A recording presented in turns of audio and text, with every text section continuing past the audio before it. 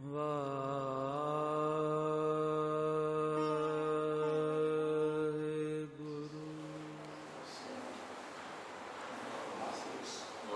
ਜੀ ਕਾ ਖਾਲਸਾ ਵਾਹਿਗੁਰੂ ਜੀ ਕੀ ਫਤਿਹ।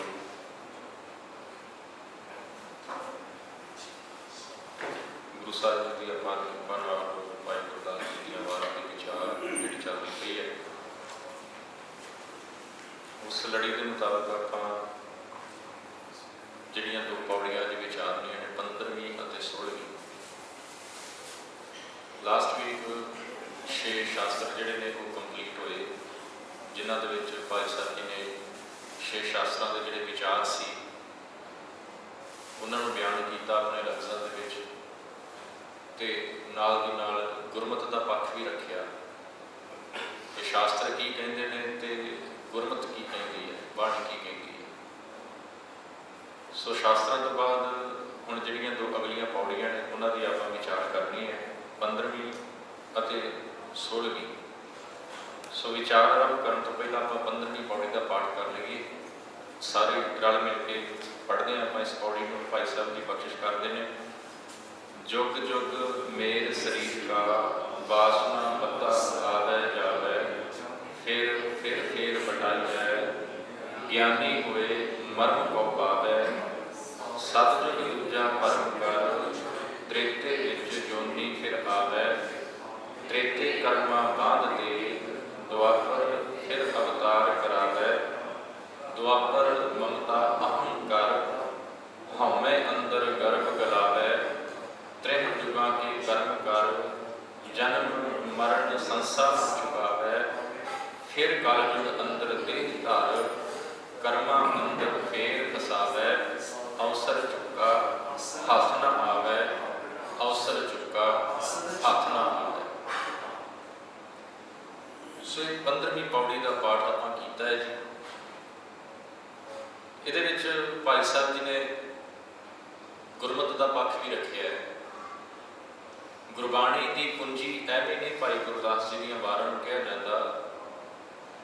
ਇਹਨਾਂ ਵਾਰਾਂ ਦੇ ਥਰੂ ਭਾਈ ਸਾਹਿਬ ਜੀ ਗੁਰਬਾਣੀ ਦੀ ਵਿਆਖਿਆ ਕਰਦੇ ਨੇ ਆਪਣੇ ਤਰੀਕੇ ਦੇ ਨਾਲ। ਆਪਾਂ ਪਿਛਲੀਆਂ ਪੌੜੀਆਂ ਦੇ ਵਿੱਚ ਯੁੱਗਾਂ ਦਾ ਵਰਣਨ ਪੜ੍ਹਿਆ ਸੀ ਕਿ ਹਰ ਇੱਕ ਯੁੱਗ ਦੇ ਵਿੱਚ ਕਿਸ ਤਰ੍ਹਾਂ ਦੇ ਹਾਲਾਤ ਸੀ, ਕੀ ਹੁੰਦਾ ਸੀ ਉਹਨਾਂ ਯੁੱਗਾਂ ਦੇ ਵਿੱਚ, ਤੇ ਕਿਵੇਂ ਕਿਵੇਂ ਉਹਨਾਂ ਦਾ ਅਸਰ ਹੌਲੀ ਹੌਲੀ ਘਟਦਾ ਗਿਆ। ਤੇ ਕਲਯੁਗ ਦੇ ਵਿੱਚ ਜਿਹੜਾ ਹੈ ਉਹ ਧਰਮ ਜਿਹੜਾ ਨਾ ਮਾਤਰ ਰਹਿ ਗਿਆ। ਬਾਕੀਆਂ ਦੇ ਵਿੱਚ ਕੁਝ ਨਾ ਕੁਝ ਸੀ, ਪਰ ਕਲਯੁਗ ਦੇ ਵਿੱਚ ਨਾ ਮਾਤਰ ਰਹਿ ਗਿਆ। ਹੁਣ ਭਾਈ ਸਾਹਿਬ ਜੀ ਸਮਝਾਉਂਦੇ ਪਏ ਨੇ, ਜੇਕਰ ਆਪਾਂ ਬਾਣੀ ਨੂੰ ਪੜ੍ਹ ਕੇ ਦੇਖੀਏ ਤੇ ਬਾਣੀ ਵਿੱਚ ਵੀ ਗੁਰੂ ਸਾਹਿਬ ਨੇ ਇਹ ਗੱਲ ਕਹੀ ਹੋਈ ਹੈ ਕਿ ਇਨਸਾਨ ਫਿਰਤ ਫਿਰਤ ਬਹੁਤੇ ਯੁੱਗ ਹਾਰਿਓ। ਬਹੁਤੇ ਯੁੱਗ ਦਾ ਮਤਲਬ ਇੱਥੇ ਸਤਿਯੁਗ, ਤ੍ਰੇਤਾ, ਦੁਆਪਰ, ਕਲਯੁਗ ਤੋਂ ਨਹੀਂ ਹੈ।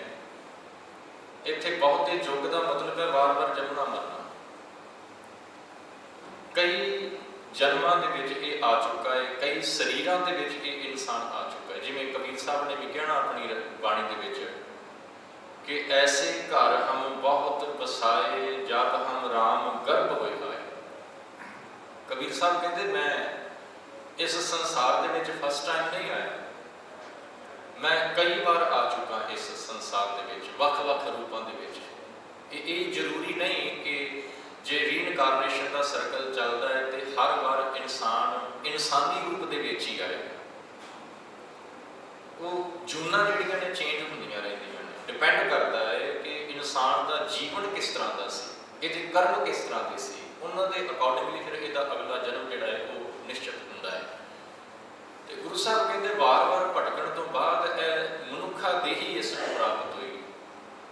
ਫਿਰਤ ਫਿਰਤ ਬਹੁਤੇ ਯੁੱਗ ਹਾਰਿਓ, ਮਾਨਸ ਦੇਹ ਰਹੀ, ਮਿਲ ਜਗਦੀਸ਼ ਮਿਲਣ ਕੀ ਪਰਿਆ। ਗੁਰੂ ਸਾਹਿਬ ਕਹਿੰਦੇ ਇਹ ਤੈਨੂੰ ਮੌਕਾ ਮਿਲਿਆ।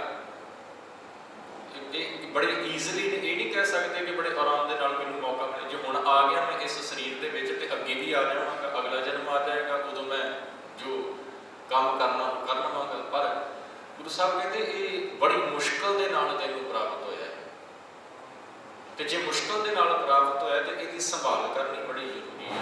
ਇਹਨੂੰ ਸਮਝਣਾ, ਇਹਦੇ ਪਰਪਸ ਨੂੰ ਸਮਝਣਾ, ਤੇ ਸਮਝਣ ਤੋਂ ਬਾਅਦ ਉਹਦੀ ਪ੍ਰਾਪਤੀ ਵਾਸਤੇ ਯਤਨ ਕਰਨਾ ਬੜਾ ਜ਼ਰੂਰੀ ਹੈ। ਜੇ करता कोई इंसान तो फिर वो भटकता रहेगा।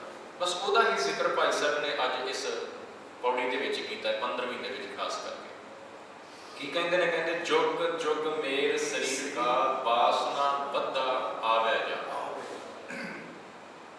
मेर शरीर का, मेर ਦੇ ਵੱਖ-ਵੱਖ अर्थ ने। वैसे मेर पहाड़ ਨੂੰ भी कहा जाता है, पर्वत ਨੂੰ भी कहा जाता है मेर। मेर का मतलब श्रोमणी भी होंदा है, सब तो उत्तम भी होंदा है। जिवें तुसी माला देखी होएगी या माला फेरते भी होवोगे, माला दे विच सारे मणके जिहड़े ना वो एक बराबर ने, पर एक मणका सारे तो अलग होंदा है।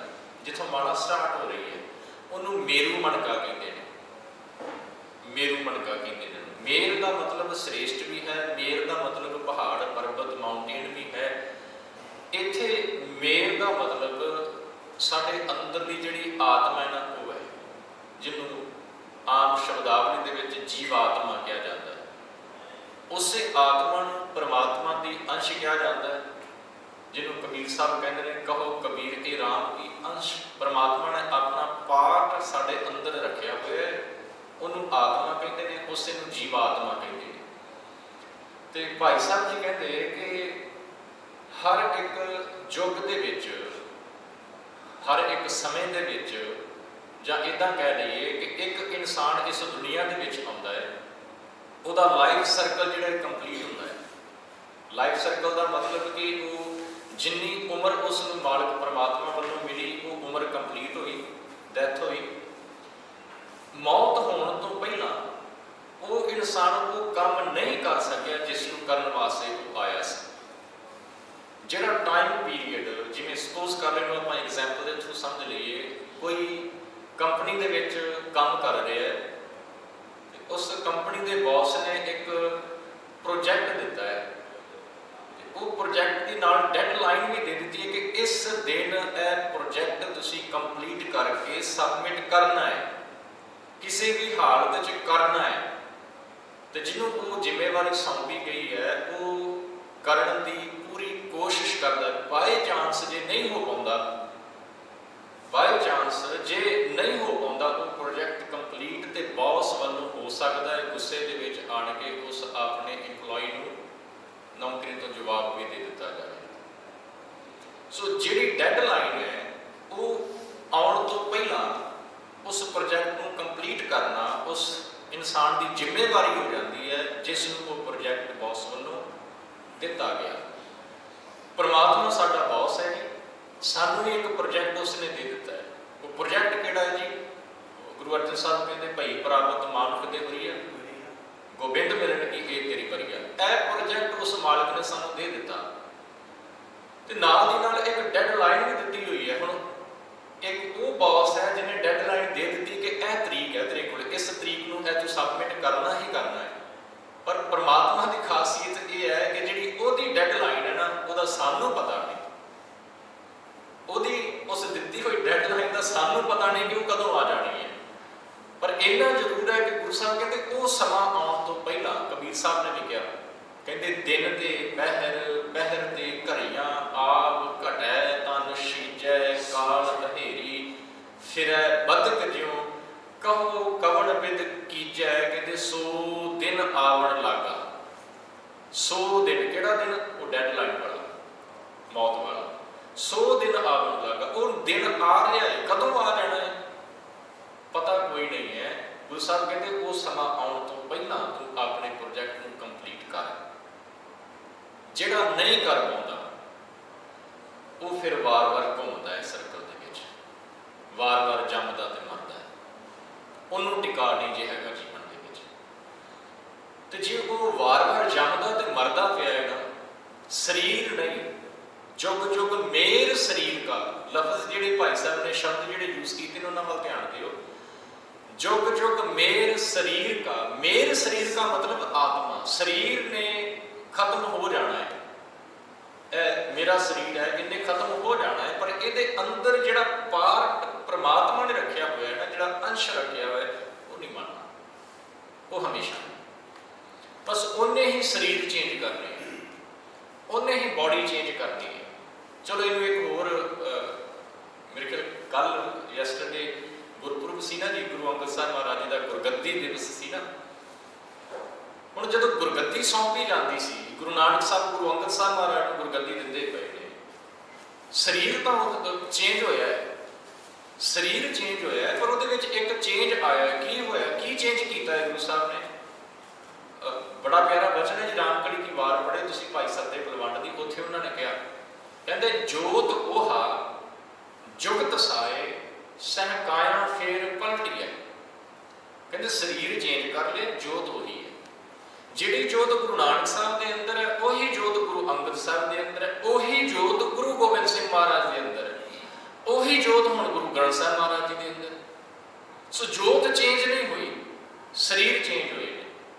ਸਾਡੀ ਆਤਮਾ ਚੇਂਜ ਨਹੀਂ ਹੋਣੀ, ਸਰੀਰ ਚੇਂਜ ਹੋਣੇ ਨੇ। ਤੇ ਉਹ ਹੋਣੇ ਕਿਵੇਂ ਨੇ, ਕਿਉਂ ਹੋਣੇ ਨੇ? ਉਹਦਾ ਰੀਜ਼ਨ ਹੈ। ਰੀਜ਼ਨ ਤੁਸੀਂ ਉੱਤੇ ਪੜ੍ਹ ਸਕਦੇ ਹੋ। ਕਹਿੰਦੇ ਜੁਗ ਜੁਗ ਮੇਰ ਸਰੀਰ ਕਾ ਵਾਸਨਾ ਬੱਧਾ ਆਵੇ ਜਾਵੇ। ਆਵੇ ਜਾਵੇ ਦਾ ਮਤਲਬ ਹੈ ਆਉਂਦਾ ਹੈ, ਜਾਂਦਾ ਹੈ, ਜੰਮਦਾ ਹੈ, ਮਰਦਾ ਹੈ। ਕਿਉਂ ਆਉਂਦਾ ਜਾਂਦਾ ਹੈ? ਵਾਸਨਾ ਬੱਧਾ। ਵਾਸਨਾ ਦਾ ਮਤਲਬ ਪੰਜਾਬੀ ਦੇ ਵਿੱਚ ਨਾ, ਆਮ ਜਿਹੜੀ ਪੁਰਾਣੀ ਪੰਜਾਬੀ ਸੀ, ਅੱਜ ਕੱਲ੍ਹ ਇਹ ਲਫ਼ਜ਼ ਘੱਟ ਯੂਜ਼ ਹੁੰਦਾ ਹੈ, ਵਾਸਨਾ। ਕਹਿੰਦੇ ਮੈਨੂੰ ਵਾਸਨਾ ਆ ਰਹੀ ਹੈ, ਸਮੈਲ ਆ ਰਹੀ ਹੈ ਕੁਛ। ਉਹ ਸਮੈਲ ਦਾ ਇਹਦਾ ਮਤਲਬ ਨਹੀਂ ਹੈ, ਉਹਨਾਂ ਅਰਥਾਂ ਦੇ ਵਿੱਚ ਨਹੀਂ ਹੈ। ਇੱਥੇ ਵਾਸ਼ਨਾ ਜਿਹੜੀਆਂ ਸਾਡੇ ਅੰਦਰ ਡਿਜ਼ਾਇਰਸ ਚੱਲਦੀਆਂ ਨੇ, ਉਹਨਾਂ ਦੇ ਕਰਕੇ ਭਾਈ ਸਾਹਿਬ ਜੀ ਕਹਿ ਰਹੇ ਨੇ ਕਿ ਇਨਸਾਨ ਵਾਰ-ਵਾਰ ਜੰਮਦਾ ਤੇ ਮਰਦਾ ਹੈ। ਗੁਰੂ ਸਾਹਿਬ ਨੇ ਵੀ ਇਹੀ ਗੱਲ ਕਹੀ ਹੈ। ਗੁਰੂ ਨਾਨਕ ਸਾਹਿਬ ਦਾ ਬਚਨ ਪੜ੍ਹੋ ਤੁਸੀਂ, ਕਹਿੰਦੇ ਆਸਾ ਅੰਦਰ ਜੰਮਿਆ ਆਸਾ ਰਸ ਕਸ ਖਾਏ। ਗੁਰੂ ਸਾਹਿਬ ਕਹਿੰਦੇ ਆਸਾ, ਆਸਾ ਸਮਝਦੇ ਨੇ ਜੀ, ਡਿਜ਼ਾਇਰਸ, ਵਾਸ਼ਨਾਵਾਂ ਜਿਹੜੀਆਂ ਸਾਡੇ ਅੰਦਰ ਨੇ, ਵੱਖ-ਵੱਖ ਪਦਾਰਥ ਪ੍ਰਾਪਤ ਕਰਨ ਦੀਆਂ। ਕੁਝ ਇਹ ਪ੍ਰਾਪਤ ਕਰਨਾ ਹੈ, ਮੈਂ ਕੁਝ ਇਹ ਕਰਨਾ ਹੈ, ਕੁਝ ਇਹ ਕਰਨਾ ਹੈ। ਕੋਈ ਪਦਾਰਥ ਪ੍ਰਾਪਤ ਕਰਨ ਦੀ ਵਾਸ਼ਨਾ ਹੈ, ਕੁਝ ਖਾਣ ਦੀ ਵਾਸ਼ਨਾ ਹੈ, ਜਾਂ ਕਈ ਹੋਰ ਤਰ੍ਹਾਂ ਦੀ ਕਈ ਵਾਸ਼ਨਾ, ਕਾਮ ਵਾਸ਼ਨਾ। ਇਹ ਸਾਰੀਆਂ ਵਾਸ਼ਨਾਵਾਂ ਨੇ। ਕਾਮ ਦੇ ਵਿੱਚ ਫਸਿਆ ਹੋਇਆ ਬੰਦਾ ਲਸਟੀ ਹੋ ਜਾਂਦਾ, ਲਸਟ ਉਹਦੇ ਅੰਦਰ ਬੜਾ ਭਰਪੂਰ ਹੁੰਦਾ, ਉਹਦੇ ਕਰਕੇ ਵੀ ਉਹ ਜੰਮਦਾ ਮਰਦਾ। ਕ੍ਰੋਧ ਦੇ ਵਿੱਚ ਫਸ ਕੇ ਵੀ ਵਾਸ਼ਨਾ, ਇਹਦੇ ਕਰਕੇ ਵੀ ਜੰਮਦਾ ਮਰਦਾ। ਸੋ ਇਹਨਾਂ ਵਾਸ਼ਨਾਵਾਂ ਦੇ ਕਰਕੇ, ਇਹਨਾਂ ਵਾਸ਼ਨਾਵਾਂ ਦੇ ਵਿੱਚ ਬੱਝਿਆ ਹੋਇਆ ਵਾਰ-ਵਾਰ ਜੰਮਦਾ ਤੇ ਮਰਦਾ ਪਿਆ। ਆਤਮਾ ਉਹੀ ਹੈ, ਸਰੀਰ ਚੇਂਜ ਹੁੰਦੇ ਪਏ। ਭਗਤ ਤਰਲੋਚਨ ਜੀ ਦਾ ਇੱਕ ਬਚਨ ਪੜ੍ਹਿਓ ਤੁਸੀਂ। ਮੇਰੇ ਖਿਆਲ ਮੈਂ ਜੇ ਉਹ ਸ਼ਬਦ ਥੋੜ੍ਹਾ ਜਿਹਾ ਸ਼ੁਰੂ ਕਰਾਂਗਾ ਤਾਂ ਤੁਹਾਡਾ ਖਿਆਲ ਦੇ ਵਿੱਚ ਜ਼ਰੂਰ ਆ ਜਾਏਗਾ। ਜੇ ਤੁਹਾਨੂੰ ਪੂਰਾ ਸ਼ਬਦ ਨਹੀਂ ਵੀ ਨਾ ਆਉਂਦਾ ਹੋਏਗਾ ਤਾਂ ਮੇਰੇ ਖਿਆਲ 'ਚ ਕਿ ਇੱਕ ਦੋ ਪੰਕਤੀਆਂ ਤੇ ਜ਼ਰੂਰ ਆਉਂਦੀਆਂ ਹੋਣਗੀਆਂ, ਜਿਹਦੇ ਵਿੱਚ ਭਗਤ ਤਰਲੋਚਨ ਜੀ ਕਹਿੰਦੇ ਨੇ, ਰਹਾਓ ਵਾਲੀ ਪੰਕਤੀ ਮੈਂ ਤੁਹਾਨੂੰ ਪਹਿਲਾਂ ਸੁਣਾਵਾਂ। ਉਹਦੇ ਵਿੱਚ ਉਹ ਕਹਿ ਰਹੇ ਨੇ, ਕਹਿੰਦੇ ਅਰੀ ਬਾਈ ਗੋਬਿੰਦ ਨਾਮ ਮਤ ਪੀਸ। ਪਤਾ ਕੀ ਕਹਿੰਦੇ ਨੇ? ਅਰੀ ਬਾਈ, ਬਾਈ ਦਾ ਮਤਲਬ ਹੁੰਦਾ ਜੀ ਭੈਣ। ਬਾਈ ਦਾ ਮਤਲਬ ਭੈਣ ਹੁੰਦਾ। ਬਾਈ ਲਫ਼ਜ਼ ਇੱਕ ਹੋਰ ਵਾਸਤੇ ਵੀ ਯੂਜ਼ ਕੀਤਾ ਜਾਂਦਾ, ਘਰ ਵਿੱਚ ਕੰਮ ਕਰਨ ਵਾਲੀ ਔਰਤ ਜਿਹੜੀ ਹੁੰਦੀ ਨਾ, ਉਹਨੂੰ ਵੀ ਬਾਈ ਕਹਿੰਦੇ ਨੇ ਇੰਡੀਆ ਦੇ ਵਿੱਚ। ਬਾਈ ਦਾ ਮਤਲਬ ਭੈਣ ਵੀ ਹੈ। ਉੱਥੇ ਭਗਤ ਤਰਲੋਚਨ ਜਿਹੜਾ ਵਰਡ ਯੂਜ਼ ਕਰਦੇ, ਕਹਿੰਦੇ ਇਹ ਭੈਣੇ ਗੋਬਿੰਦ ਨਾਮ ਮਤ ਪੀਸੈ। ਤੈਨੂੰ ਰੱਬ ਦਾ ਨਾਂ ਨਹੀਂ ਭੁੱਲਣਾ ਚਾਹੀਦਾ, ਉਹਨੂੰ ਹਮੇਸ਼ਾ ਤੈਨੂੰ ਯਾਦ ਕਰਨਾ ਚਾਹੀਦਾ। ਕਿਉਂ? ਕਿਉਂਕਿ ਉਹੀ ਇੱਕ ਨਾਮ ਹੈ, ਇੱਕ ਪਰਮਾਤਮਾ ਦੀ ਬੰਦਗੀ ਹੀ ਹੈ ਜਿਹੜੀ ਤੈਨੂੰ ਇਸ ਵਾਸ਼ਨਾ ਤੋਂ ਆਜ਼ਾਦ ਕਰਵਾ ਸਕਦੀ, ਇਹਨਾਂ ਵਾਸ਼ਨਾਵਾਂ ਦੇ ਵਿੱਚੋਂ ਕੱਢ ਸਕਦਾ। ਪਰਮਾਤਮਾ ਦਾ ਨਾਮ ਹੀ ਹੈ, ਇਹਨਾਂ ਦੇ ਵਿੱਚੋਂ ਕੱਢ ਸਕਦਾ, ਨਹੀਂ ਤਾਂ ਦੂਜਾ ਤਰੀਕਾ ਹੀ ਕੋਈ ਨਹੀਂ ਹੋ।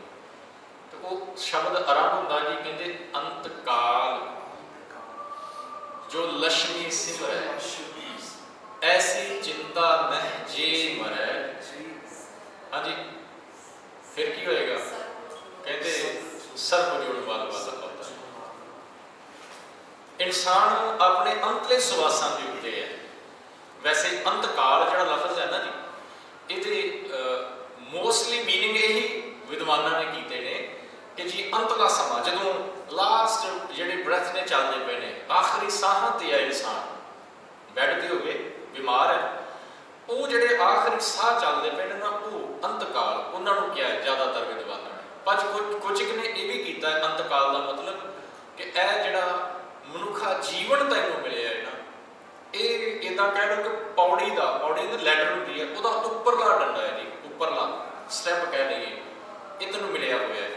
ਹੁਣ ਜੇਕਰ ਤੂੰ ਇਸ ਨੂੰ ਪ੍ਰਾਪਤ ਕਰਕੇ ਇੱਕ ਸਟੈਪ ਹੋਰ ਅੱਗੇ ਕਰਕੇ, ਮਤਲਬ ਇੱਕ ਸਟੈਪ ਜਿਹੜਾ ਹੈ ਪਰਮਾਤਮਾ ਦੀ ਬੰਦਗੀ ਵਾਲਾ, ਜੇਕਰ ਉਹਦੇ ਵਿੱਚ ਜੁੜ ਕੇ ਤੂੰ ਉੱਪਰ ਚੜ੍ਹ ਜਾਵੇਂ, ਕੰਪਲੀਟ ਹੋ ਜਾਏਗਾ ਜੀਵਨ ਤੇਰਾ। ਪਰ ਜੇਕਰ ਇਹਨਾਂ ਵਾਸ਼ਨਾਵਾਂ ਦੇ ਵਿੱਚ ਫਸ ਕੇ ਫਿਰ ਤੂੰ ਡਿੱਗ ਗਿਆ ਪੌੜੀ ਤੋਂ, ਫਿਰ ਆਵੇ ਜਾਵੇ ਵਾਲੀ ਕਹਾਣੀ ਸ਼ੁਰੂ विद्वानों ने मीनिंग कीते ने, कहते अंत काल के अर्थ ने कि जो अखीरला समा इंसान का आया है, अखीरले साह चलते पे ने, उस टाइम पर जिस तरह का विचार उहदे मन दे विच है, जिस तरह की सोच उहदे अंदर चलती पई है, जिस पदार्थ दे विच उसका मन फसिया पिया है, जिहदे वाल उहदा मन अट्रैक्ट होया पिया है, उन्हां आखिरी सवासां दे टाइम ते वो वासना है। तो जिस तरह की वासना होएगी उस तरह का उहदा अगला जन्म भगत त्रिलोचन जी कहते हो जाएगा। जे पैसे की लालसा अंदर है, माया की है, फिर सप, जे स्त्री की, अपनी पत्नी की या किसी होर स्त्री के अंदर चाहना है, तो फिर कहते हैं वो बेसवा, वेश्वा प्रोस्टिट्यूट। जेकर इंसान के अंदर अपने धियां पुत्रां की, पुत्र की लालसा, फिर कहते हैं सूर। जे मंदिर की, मंदिर मतलब घर, फिर प्रेत।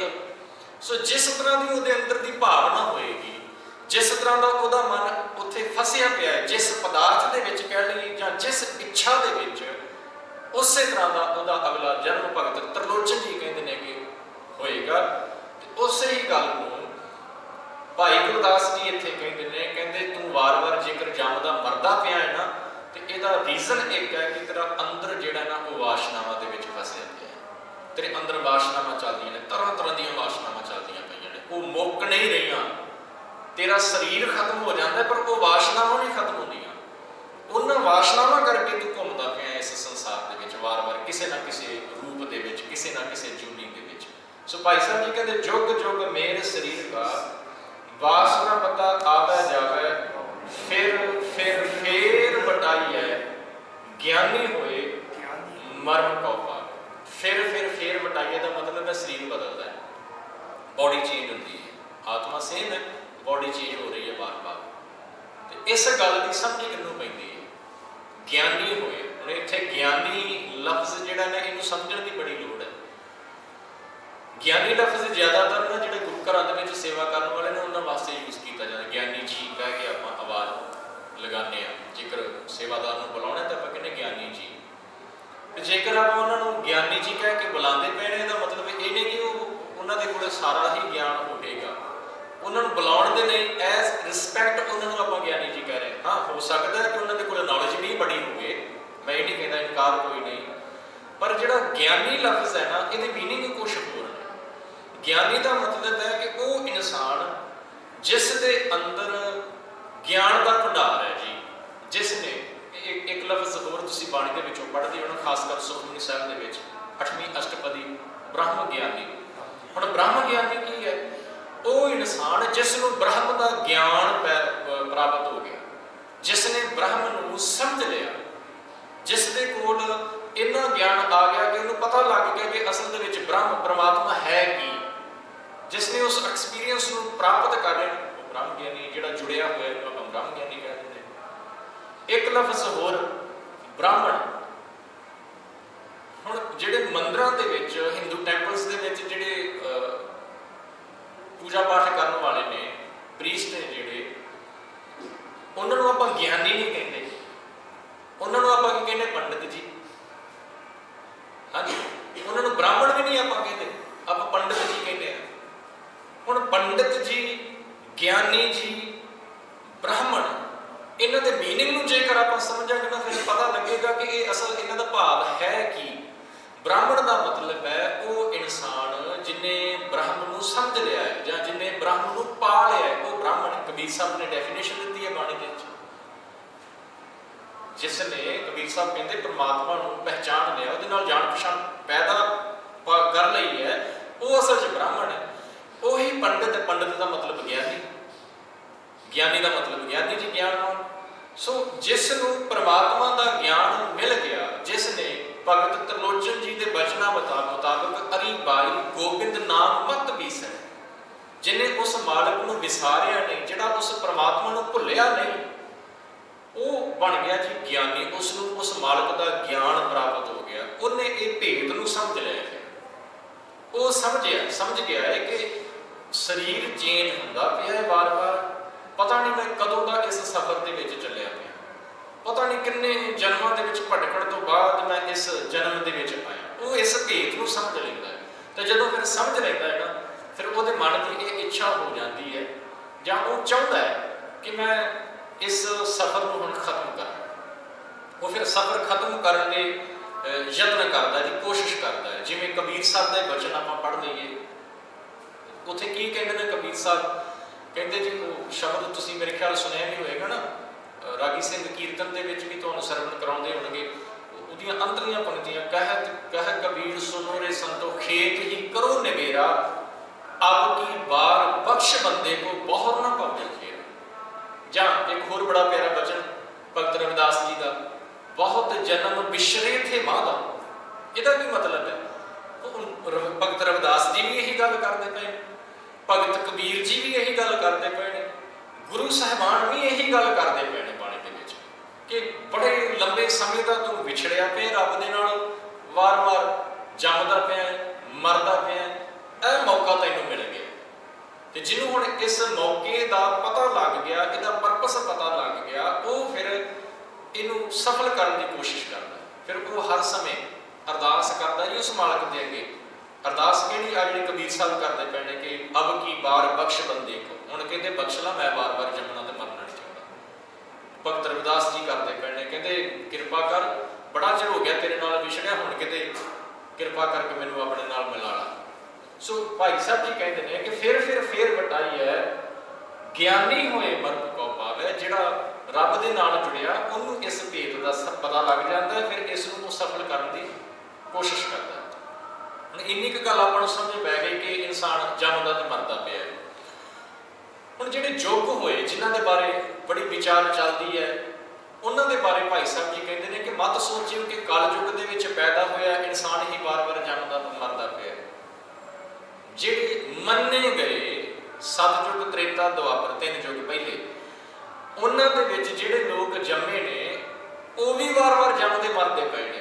किवें, की रीजन बन गया उन्हां दे वार वार जमण मरण दा? उहदा जिक्र है जी, कहते सतयुग दूजा भरम कर, त्रेते विच जोनी फिर आ। ये असल दे विच जिहड़े उस टाइम ते आम लोकां दे विच ख्याल बड़े फेमस सी, विचार बड़े फेमस सी, उन्हां दा जिक्र है। मत सोचिओ कि भाई साहब जी यह जिहड़ी कोई गल गुरमत दी करदे पे, सतयुग त्रेते दुआपर वाली जिहड़े विचार उस टाइम के बड़े फेमस सी ना, उन्हां दा जिक्र भाई साहब जी हुण आ 2-3 पंक्तियां दे विच करनगे। की विचार सी? कहते सतयुग दे विच ना जिहड़ा इंसान दूजा भरम का मतलब है जी डुअलिटी कह लईए आपां, दुविधा, पंजाबी च दुविधा कहते हैं। दुविधा का मतलब है दो भाव, दो विचार इकट्ठे उहदे अंदर चलने, यह काम करा जां ना करना, दुविधा दे विच फस गया। एक रोड के उत्ते खलोता है, 2 रस्ते जा रहे हैं, किहड़ा चूज करा, इधर जावां कि इधर जावां, दुविधा पै गई, डुअलिटी। जिहड़ा भी इंसान कहते दुविधा दे विच फस गया सतयुग दे विच, वो फिर त्रेते दे विच दोबारा जन्म लैंदा है। सतयुग च दुविधा च फसिया, मौत हो गई है, क्योंकि सतयुग दे विच उम्र बड़ी लंबी मनी गई ना, शायद तुहानूं याद होएगा जिक्र कीता, बड़ी लंबी उम्र मनी गई सतयुग दे विच।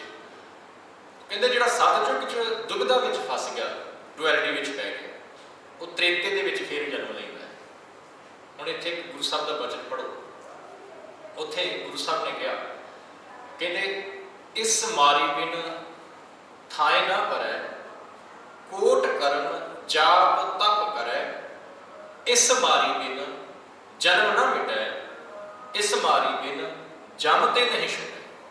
गुरु नानक साहब का वचन है जी, इस मारी बिन, जिहड़ा लफ्ज़ है ना जी, इस मारी बिन, इसका मतलब दुविधा है, इसका मतलब दुविधा है।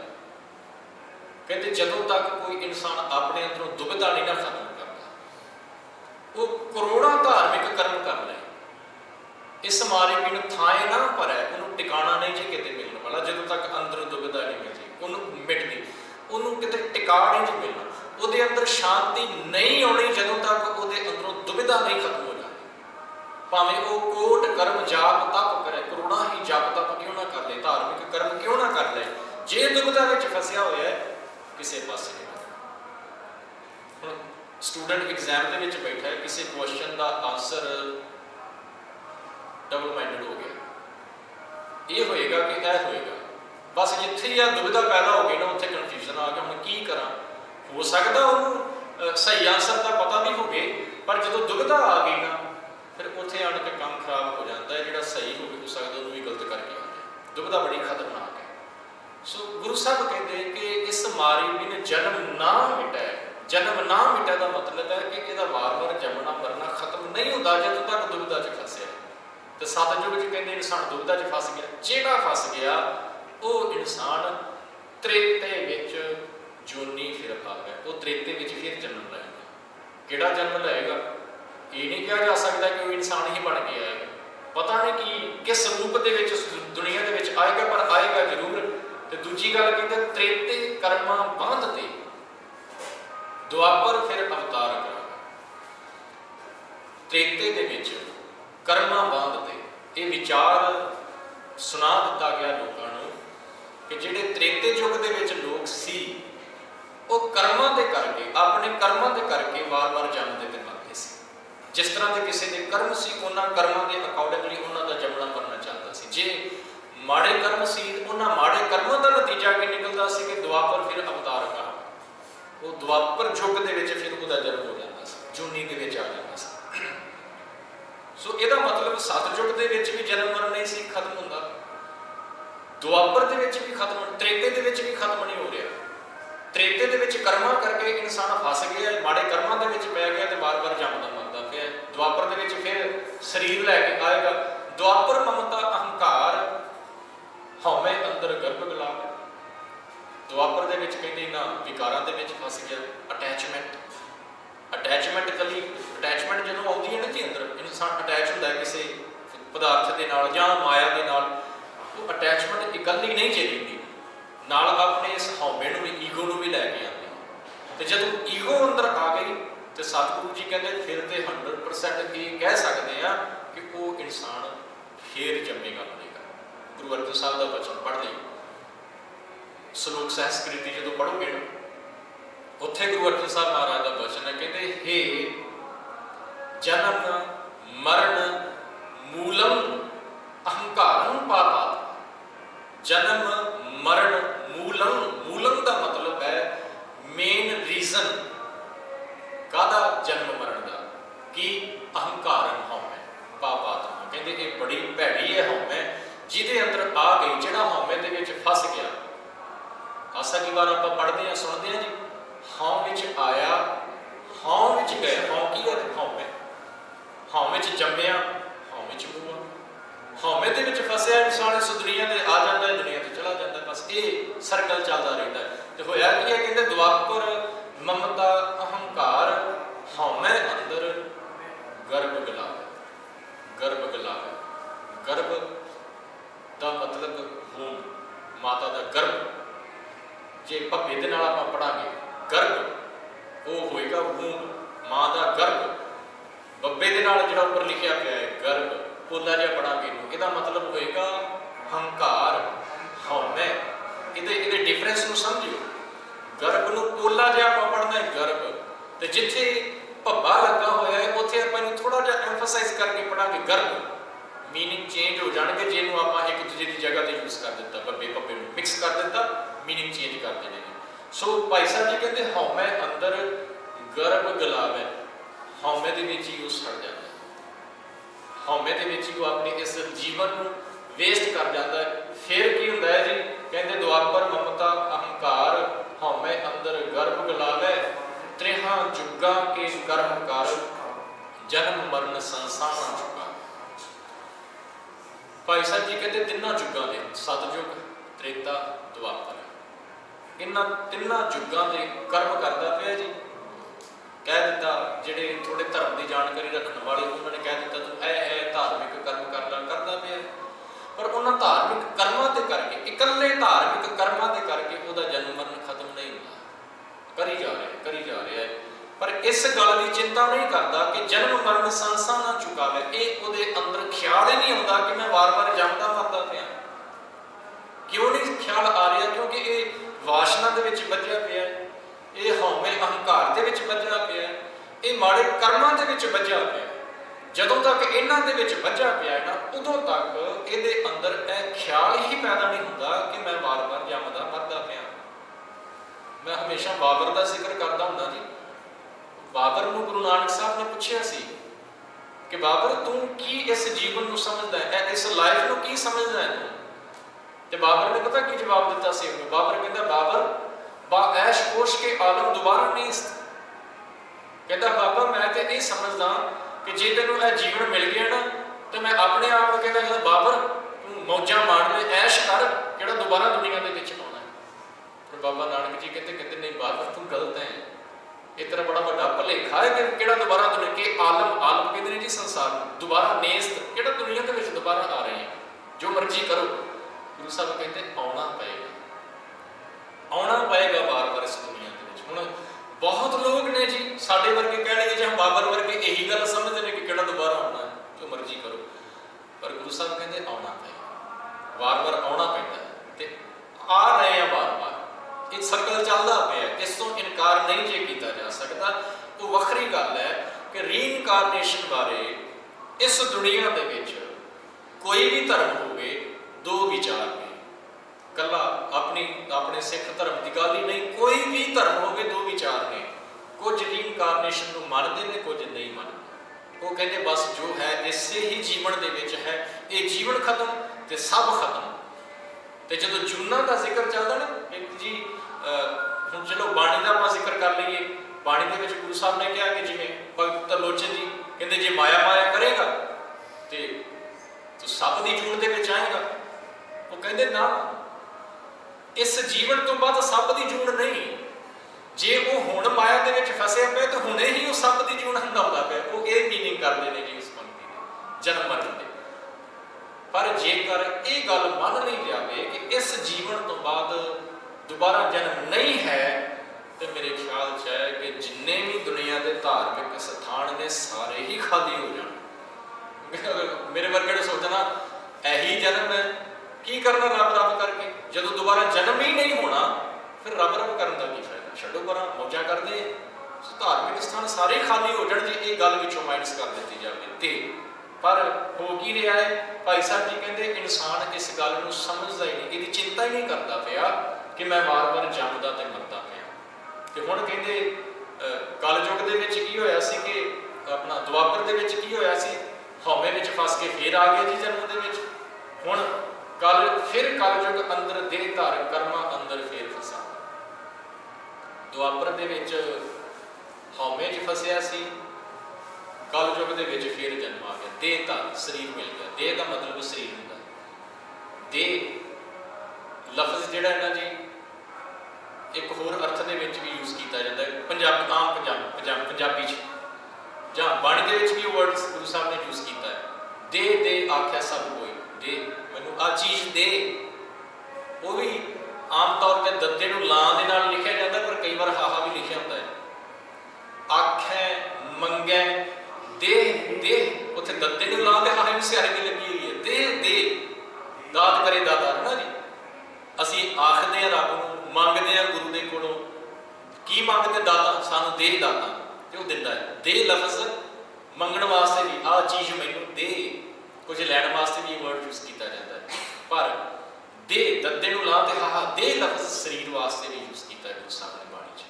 ਸੋ ਇੱਥੇ ਕਹਿੰਦੇ ਨੇ ਫਿਰ ਕਲਯੁਗ ਅੰਦਰ ਦੇਹ ਧਾਰ ਕਰਮਾਂ ਅੰਦਰ ਫੇਰ ਫਸਾ ਗਿਆ। ਹੁਣ ਫਿਰ ਕਹਿੰਦੇ ਇਸ ਕਲਯੁਗ ਦੇ ਵਿੱਚ ਸਰੀਰ ਮਿਲਿਆ ਤੇ ਕਰਮਾਂ ਦੇ ਵਿੱਚ ਫੇਰ ਫਸ ਗਿਆ। ਤੇ ਹੁਣ ਕਰਮਾਂ ਦੇ ਵਿੱਚ ਫਸਿਆ ਹੋਇਆ ਫਿਰ ਸਰਕਲ ਦੇ ਵਿੱਚ ਘੁੰਮਦਾ ਪਿਆ ਹੈ। ਤੇ ਗੁਰੂ ਸਾਹਿਬ ਕੀ ਕਹਿੰਦੇ ਨੇ? ਕਹਿੰਦੇ ਅਵਸਰ ਚੁੱਕਾ ਹੱਥ ਨਾ ਆਵੇ। ਅਵਸਰ ਦਾ ਮਤਲਬ ਹੁੰਦਾ ਜੀ ਮੌਕਾ, ਓਪਰਚੁਨਿਟੀ। ਜੇ ਤੈਨੂੰ ਇਹ ਮੌਕਾ ਮਿਲ ਗਿਆ ਨਾ, ਗੁਰੂ ਸਾਹਿਬ ਦਾ ਬਚਨ ਬੜਾ ਪਿਆਰਾ ਜੀ, ਮੈਂ ਤੁਹਾਡੇ ਨਾਲ ਸਾਂਝਾ ਕਰਾਂ। ਗੁਰੂ ਸਾਹਿਬ ਕਹਿੰਦੇ ਫੱਫਾ ਫਿਰਤ ਤੂੰ ਆਇਆ। ਗੁਰਮੁਖੀ ਦਾ ਲੈਟਰ ਹੈ ਨਾ ਜੀ ਫੱਫਾ, ਉਹਦੇ ਰਾਹੀਂ ਉਪਦੇਸ਼। ਫੱਫਾ ਫਿਰਤ ਤੂੰ ਆਇਆ, ਦੁਰਲਭ ਦੇ ਪ੍ਰਾਈਸਲੈਸ ਜੀਵਨ ਜਿਹੜਾ ਲਾਈਫ ਹੈ, ਸਰੀਰ ਹੈ, ਦੁਰਲਭ ਦੇ ਕਲਯੁਗ ਮਹਿ ਪਾਇਆ। ਤੈਨੂੰ ਇਸ ਸਮੇਂ ਦੇ ਵਿੱਚ ਮਿਲ ਗਿਆ ਸਰੀਰ। ਯਾਦ ਰੱਖੀ ਫਿਰ ਇਹ ਅਵਸਰ ਚਰਨ ਹੱਥ, फिर यह अवसर है जिहड़ा मौका चरे ना हाथा नाम जपै तौ कटिया फासा। नाम जप ला, यह मौका तेनों मिल गया। जे हुण हथों निकल गया मौका, दोबारा हथ नहीं करे, दोबारा नहीं एक मौका मिलना। भाई वीर सिंह ने बड़ी प्यारी गल कही, कहते ये जिहड़ा समा है ना, इस समय की खासियत की है कि एक बार जेकर लंघ गया दोबारा मुड़ के कदे नहीं जिउंदा, किसी भी कीमत ते इहनूं मोड़िया नहीं जा सकता। समा आपां मौका कह लईए, भावें उत्थे भाई वीर सिंह ने समय की गल की है, उस समय नूं आपां जीवन के लिए एक मौका जिहड़ा सानूं मिलिया उहदे नाल आपां कनैक्ट कर लईए। भाई वीर सिंह जी कहते हो कर होश संभाल इस समय नूं उडंदा जाणदा, ये ठहरन जाच ना जानदा, लंघ गया ना मुड़ के आउंदा। कहते इन्हें मुड़ के नहीं आउणा, तेनूं मौका मिलिया रब वालों, इनूं संभाल। अवसर चुका हथ ना आवे। कई बार इंसान के हथों जो मौका निकल जाता ना, वो हाथ में फिर पछतावे तो इलावा कुछ नहीं रह जाता। आम एक कहावत भी है ना जी हिंदी की, फिर पछताए क्या होता है जब चिड़िया चुग गई खेत, हुण पछताउण दा की फायदा। जदों समा सी उदों उस समय नूं संभालिया नहीं, हुण केवल पछतावा है हाथ दे विच। ते भाई साहब जी कहते ऐसा ना होवे कि तैनूं भी पछताउणा पै जाए, है तेरे कोल मौका है, अवसर चुका हथ ना आवे। ये मौका निकल गया हथों, फिर तेनू पछताउणा पै सकदा है, संभाल। गुरु साहब ने भी बार बार कहा, अब कलू आयो रे एक नाम गोवो गोवो, अन रूत नाही नाही मत भरम भूलो भूलो। अब कलू आयो रे, हुण कहंदे समा आ गया, सुहावनी रुत।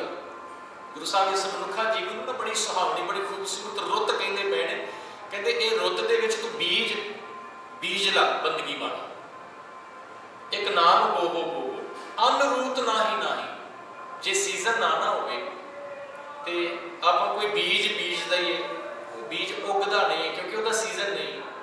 तो भाई साहब गुरु साहब कहते अन रूत नाही नाही मत पर भूलो भूलो। कहते भुलेखे च ना रही कि किसी होर शरीर नूं प्राप्त करके तू परमात्मा की बंदगी कर लेगा, वो रुत इस बंदगी वास्ते सुखावी नहीं है, नहीं हो पाना।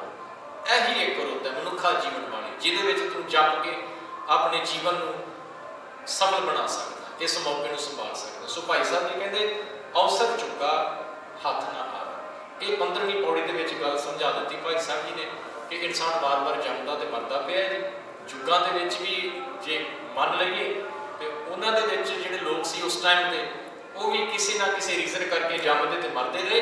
तो हुण जिहड़ी 16वीं पौड़ी है वो भाई साहब जी समझाते पे ने, कहते कल युग की सुन साधना कर्म किरत की चलै ना काई। कहते हुण कलयुग का हाल सुन लो की है जी। जेकर कोई इंसान कहे कि मैं सिर्फ चंगे कर्म कर लवां, सिर्फ चंगे कर्म कर लवां तो मेरा जीवन सफल हो जाएगा, भाई साहब जी कहते नहीं गल बात, ये गल नहीं जी बात। इकल्ले चंगे कर्मां दे चंगे कर्म जीवन के जरूरी ने, ये तो इनकार नहीं है। पर मैं पिछे भी शायद तो याद होगा जिक्र किया कि इकल्ले कर्म इंसान को परमात्मा के नाल नहीं मिला सकते। इकल्ले चंगे कर्म परमात्मा के नाल मिला नहीं सकते, विछोड़ जरूर सकते हैं पर मिला नहीं दे सकते। कर्म किरत की चलै न काई, बिना भजन भगवान के भाव भगत बिन ठौर न पाई। बिना भजन भगवान के परमात्मा की बंदगी तो बिना, भाव भगत प्रेमा भगती तो बिना ठौर ना ठाई का मतलब है कि तेनों किते थां नहीं मिलती। जे ये गल्लां सोचता रहना कि मैं कर्म करी जावां चंगे भगती ना करा, चलो ये कर्मां ते भगती नूं आपां इदां जोड़ लईए सेवा ते सिमरन। जेकर तुहानूं कोई पुछे ना कि what is the pillar of Sikhism, यही दो पिलर ने जी, सेवा ते सिमरन, जिन्हों भगती ते शक्ति कहते हैं, जिन्हों मीरी ते पीरी कहते हैं, जिन्हों संत ते सिपाही कहते हैं। ये दो ये सारी एक ही चीज़ां ने जी, वख-वख नाम ने। सो बिना भजन भगवान के भाव भगत बिन ठौर ना पाई। कहते जदों तक तेरे जीवन के विच चंगे कर्मां दे नाल नाल परमात्मा की बंदगी नहीं ना आ जाती, उदों तक तेनों किते ठिकाना नहीं मिलता। सर्व धर्म में श्रेष्ठ धर्म, हर को नाम जप निर्मल कर्म।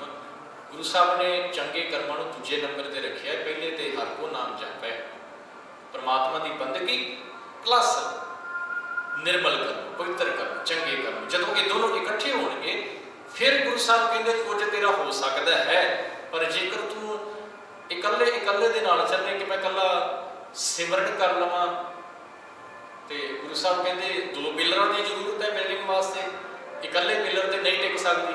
सिक्खी का महल इदां दा है जी, इकल्ले पिलर के उत्ते नहीं इन्हें टिकना। जे सिमरन है तो सेवा भी चाहिए है, जे सेवा है तो सिमरन भी चाहिए। ये दोनों जुड़े हुए हैं, इन्हों अलग नहीं किया जा सकता। जे चंगे कर्म ने तो बंदगी भी चाहिए, जे बंदगी है तो चंगे कर्म भी चाहिए। तो सिंपल जी गल है जी, जिहड़ा बंदगी दे विच जुड़ गया ना, जिन्हों समझ लग गई, वो अपने आप ही चंगे कर्मों के विच लग जाता। परोपकार करना उसकी भावना बन जाती है, वो जीवन का आधार बन जाता है। वो चंगे कर्मों तो बिना रह नहीं सकता, करेगा। भावें बाबा फरीद जी ने एक गल कही है, कहते जिहड़ा परमात्मा का भगत हुंदा है ना, ਉਹਦੇ ਕੋਲ भावें कुछ भी ना होवे, फिर भी ਉਹਦੇ अंदर वंडण की इच्छा बनी रहती है। ये जरूरी नहीं कि जिहड़े परमात्मा के भगती करने वाले ने बड़े अमीर होंदे ने, कई ऐसे भी जिन्हां दे कोल है ही कुछ नहीं सी विचारे दे कोल। हिस्टरी आप पढ़ सकते हैं, भगतां दा जीवन पढ़ लईए, जिन्हां 15 भगतां की बाणी गुरु ग्रंथ साहिब च दर्ज है, उन्हां दी बाणी उन्हां दे जीवन नूं पढ़ लईए पता लग जाएगा। पर भावें है कुछ भी नहीं कोल, फिर भी अंदर ना वंडण की इच्छा उन्हां दे बनी रहती है, क्योंकि वो परोपकारी जीवन वाले बन जाते हैं, वो चंगे कर्मां दे विच लग जाते हैं जी। जो मर्जी हो, लोग जो मर्जी कहते रहन। सो गुरु साहब कहते कि ये दोनों गल्लां इकट्ठियां चलणगियां, परमात्मा की बंदगी ते चंगे कर्म। बिना भजन भगवान के पाओ भगत बिन ठौर ना पाई, लहे कमाना एत जुग पिछली जुगी करी कमाए। यह जिहड़ा समा है ना, इस समय दे विच जिहड़ा भार असीं चुक्या होया ना अपने सिर दे उत्ते कर्मां दा, संस्कारां दा, विकारां दा, वो सारा भार इस जीवन दे विच लै सकदा है। जिन्हां वासनावां दे करके असीं वार-वार जम्मदे मरदे पए आ, जिहड़े संस्कार साडे नाल चलदे पए ने जन्मां जन्मांतरां तों। वो एक वचन है कि जन्म जन्म की इस मन को मल लागी। जन्म जन्म की मल का की मतलब है? जीवन तो मैनू होना नहीं मिले जी मनुखा जीवन, पर जन्म जन्म की इस मन को मल लागी का की मतलब है? इसका मतलब है कि इस जीवन तो पहला जिहड़े कई जीवन मैं पहला जी चुका, उन्हां जीवनां दे विच उन्हां जिंदगियां दे विच जिहड़े मैं कर्म कीते ने, उन्हां कर्मां दी मैल अंदर लगी हुई है, जिहड़ी संस्कार रूप दे विच मेरे नाल चलदी पई है जी भी। वो जिहड़ी मैल है, वो जिहड़ा भार मैं चुकी फिरदा ना अजे तक अपने नाल, गुरु साहब कहते यह समा है जिहदे विच तू उस भार नूं अपने उत्तों उतार के हल्का हो सकता है। एक वचन है, सलोक है कबीर साहब का, ਉਹਦੇ ਵਿੱਚ ਕੀ ਕਿਹਾ ਉਹਨਾਂ ਨੇ कबीर साहब ने, कहते कबीर बेड़ा जर्जरा फूटे 6,000, हरुए हरुए तिर गए डूबे जिन सिर भार। हरुए हरुए का मतलब है हल्के, लाइट वेट, उतर जाएंगे। तो लाइट वेट कौन है? जिन्हों ने अपने सिर से चुकया हुआ भार उस मालक की याद में जुड़ के उतार दिता है वो। पर जिन्हों ने अजे भी चुकया होया इस जीवन के विच भी, जिहड़े नहीं जुड़े अजे, वो डुब जाएंगे, वो फिर डुबणगे इस संसार सागर के विच। उन्हां वास्ते फिर मनमुखां नूं फिर जन्म है। गुरु साहब कहते वो मनमुख लोग जिहड़े नहीं अजे भी मालक के नाल जुड़े, उन्हां वास्ते मनमुखां नूं फिर जन्म है, वो फिर जम्मणगे, फिर उन्हां दा सर्कल स्टार्ट होएगा। सो गुरु साहब कहते, भाई साहब जी कहते लहे कमाना एत जुग पिछली जुगी करी कमाई। जो कुछ भी मैं जीवन के विच कीता उस पिछले जन्मों के विच जो संस्कार मेरे बने पे सारे तो मैं खलासी आज़ादी प्राप्त कर सकदा, उन्हां तो बच सकदा। तो एक गल होर मैं इत्थे ऐड कर दियां, गुरु साहब का वचन है बाणी दे विच, कहते जिहड़े कर्म तू कर चुका है ना, वो किसी भी तरीके दे नाल उन्हां नूं चेंज नहीं कर सकता। अपनी कोशिश के नाल जे मैं आप कोशिश करा तो वो जिहड़ा संस्कार मेरे नाल चलते पे ने ना उन्होंने मैं बदल नहीं सकता या उन्होंने कोलों छुटकारा नहीं पा सकता। पर जिस टाइम पर मैं गुरु की शरण के विच आ जावांगा, कई कहते हैं कई तो सवाल होंगे ने कि भाई साहब जी मैं चलो भावें जाने में चाहे अनजाने के विच असीं इंसान साडे कोल गलतियां हुंदियां ने, पाप हो जाते हैं, माड़े कर्म हो जाते हैं, कि उन्हां दा फल भी मैनूं मिलेगा, कि उन्हां दा फल भी मैनूं मिलेगा। उत्थे गुरु साहब का एक वचन बड़ा प्यारा जी, कहते जेकर तू उस पहली गल तो यह है कि जिहड़ा इंसान ये मान लवे ना कि पिछले समय के विच मैं यह कर्म कीते ने माड़े, मैं कहना वो उन्हें अगे बढ़ना शुरू कर दिता। क्योंकि ज़्यादातर की होंदा है कि पाप करे कर मुकर पावे, मेरे वर्गा पाप करता तो करके मुकर जाता जी मैं तो किया ही कुछ नहीं, मेरे वर्गा तो भगत कोई नहीं, मैं तो रोज़ सेवा करता, मैं तो रोज़ सवेरे अमृत वेले उठदा, मैं तो रोज़ लंगर लगाउंदा जी, मैं तो सेवा करता जाके, पाप करके मुकर जाना। पर जिहड़ा एक्सैप्ट करदा पिया कि मैं कीता, इसका मतलब है कि उन्हें आत्मिक जीवन के सफर के विच अगे बढ़ना शुरू कर दिता। तो जेकर हुण वो आण के सवाल करते हैं कि जी वह मैनूं फल मिलेगा, तो फिर गुरु साहब का वचन एक हमेशा याद रखियो। गुरु साहब कहते जेकर तू गुरु की शरण में आ गया है, एक्सैप्ट कर लिया है, गुरु के शब्द नाल जुड़ गया है, ये बेनती कर दी है कि पिछले अवगुण बख्श ले प्रभ आगे मार्ग पावे, ये बेनती कर ली है तू मालिक के अगे, तो फिर मालिक की करेगा, तेरे कीते हुए माड़े कर्मां नूं बख्श देगा। मैं पंक्ति सुना देवां गुरु ग्रंथ साहिब महाराज चों, कहते गुर का शब्द काटै कोट कर्म, 1 2 10 100 500 1000 की गल नहीं, कोट कर्म करोड़ा, कोट का मतलब करोड़ा। गुरु का शब्द कहते तेरे कीते हुए करोड़ा पापां नूं कट सकता है, पर शर्त कि आज्ञा मार्ग पावे। जे एक्सैप्ट करके तू अरदास कर दी है मालिक के चरणों च, मालिक बख्श, वो बख्शेगा, पर याद रखी कि दोबारा वो गलती रिपीट नहीं होनी चाहिए, फिर नहीं, फिर कहानी बिगड़ जानी है। हुण बख्शिया जाएगा जे गुरु के शब्द नाल जुड़ गया, जीवन के विच कमाउणा शुरू कर दिता तो बख्शिया जाएगा, तो मिल जाएगा रब दे नाल। सो भाई साहब जी कहते पर जे हुण मौका खुंझा दिता फिर नहीं गल बननी। हाँ जी, यह समा है कि अपने उन्होंने कर्मां का भार उतार के रख दईए, तो पाया मानस दे कहो इथों चुकिया ठौर न ठाई, इथों चुकिया का मतलब जी हुण यह मौका निकल गया हथों, ठौर न ठाई, फिर किते टिकाणा नहीं। गुरु साहब ने एक वचन है जी, तुहानूं पता है ना, पहला अजकल की है, पहला सिक्के हुंदे सी, अजकल नोट चलते हैं ज़्यादा, जाली करंसी जिन्होंने कह देंगे ना जी, डुप्लीकेट। पहला खोटे पैसे होंदे सी ना जी, तो खोटियां नूं जिहड़ा मालक हुंदा है दुकानदार, वो अपनी सेफ दे विच, पंजाबी च गल्ला कहंदे ने, जिहदे विच वो शॉप ते बैठा है तो किसी ने चीज़ खरीदी, पैसे लैके तो उहदे विच रख दिंदा है, उन्होंने गल्ला कहंदे ने पंजाबी च। खोटा होवे तो उन्होंने नहीं रखता, सुट दिंदा है। तो याद रहे गुरु साहब कहते उस मालिक ने अपने गले दे विच खरे नूं रखना है, ओरिजिनल नूं रखना है, जिहड़ा खोटा होएगा ना, खरे खजाने पाई है, गुरु साहब कहते खरे खजाने पाई है, खोटे सट्टी है बाहर बाहर, खोटियां नूं फिर सुट देना, उन्होंने जगह नहीं मिलनी किते। भाई साहब जी भी कहते पे पाया मानस दे कहो इथों चुकिया ठौर न ठाई, फिर किते टिकाणा नहीं कहते तेनों मिलना। तो अगली गल की है जी, कहते कल युग के उपकार सुन जैसे वेद अथर बन गए।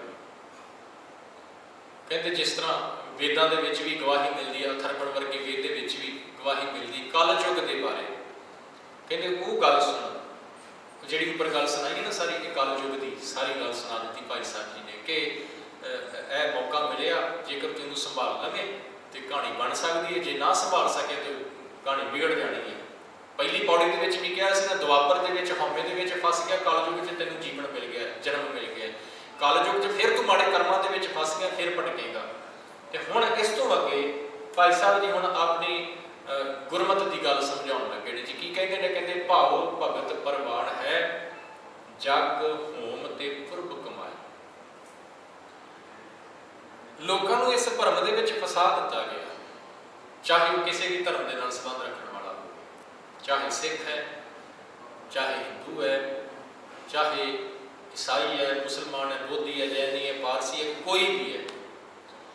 जिहड़े धर्म के ठेकेदार कह लीए कि साढ़े वर्गे लोग जिन्हां दी एक इमेज जी बनी हुई है दुनिया के विच जां आम लोगों के सामने कि ये जी बड़े धर्मी, ये धर्म की जानकारी रखने वाले, बस इस गल का फायदा उठा के अपने बेनीफिट लई, अपने प्रॉफिट के लिए लोगों को वहम भरमां दे विच फसा दिता गया। ये कह दिता गया कि जेकर तू यह फल प्राप्त करना चाहता है तो उहदे वास्ते तैनूं यह धार्मिक कर्म करना पएगा, जे तैनूं यह चीज़ चाहिए है उहदे वास्ते यह वा। चलो मैं बाणी चो एग्जाम्पल दे लवां, कबीर साहब का एक वचन तुहाडे नाल साझा करदा। कबीर साहब कहते कि सपोज कर लो कि किसी औरत के घर औलाद नहीं हो रही, बच्चा नहीं हो रहा, बड़ी कोशिश की उन्हें, दवाई मैडिसिन वगैरह सारी यूज करके देख ली, तो जो मैडिसिन के नाल भी गल ना बने, एक गल है जी ये दातां तो संभाल के अपने हाथ में ने, तो मैडिसिन के नाल भी नहीं गल बनती, तो फिर हुंदा कि इंडिया के खासकर की होंदा है कि फिर वो ना भटकना शुरू हो जाती है बाबियां दे, कदे जिन्ने जिथे 10 रुपए जी फलाना बाबा वो फड़ दिंदा है जी, उहदे नाल भटकना शुरू हो जाती है। तो कई ऐसे भी होंदे ने जिहड़े तुहाडी मजबूरी का फायदा उठा के तुहाडे कोलों इहो जिहे कर्म करवा दिंदे ने जिहड़े हद दर्जे दे नहीं गे। उहदा जिक्र भगत कबीर जी ने अपने श्लोकां दे विच कीता। पता की कहते, कहते कोई औरत घर दे विच औलाद नहीं, कई साल ब्याह हो गए, वो फिर किसी बाबे दे कोले चले गई, तो बाबे ने पता की किया, कहते जेकर तू औलाद प्राप्त करना चाहती है तो फिर की करना पएगा, अद्धी रात में 12 बजे तू शमशान घाट जाना है। शमशान घाट समझते जी, सिमेट्री जिथे संस्कार, इत्थे तो चलो इलैक्ट्रॉनिक है, इंडिया के अजे भी लकड़ के नाल चिता सजा के ते संस्कार किए जाते, अग्न भेंट किया जाता है। शमशान घाट जाना है जिथे अज संस्कार होया होवे फ्रैश, उस चिखा दे कोल बैठ के तू इशनान करना, नहाना है, नहाना है उत्थे, ते प्लस आ जी अगली गल मैं कहनी सुन के हैरान रह जाना तुसीं, उत्थे नहाना है तो प्लस मंत्र दिते जाते सी नाल, मंत्र पढ़ने ने नाल नहाना है, तो उस तो बाद की करना है, किसे दे बच्चे दी बलि देनी है, उत्थे किसे दे बच्चे दी बलि देनी है, तेरे घर औलाद पैदा हो जाए।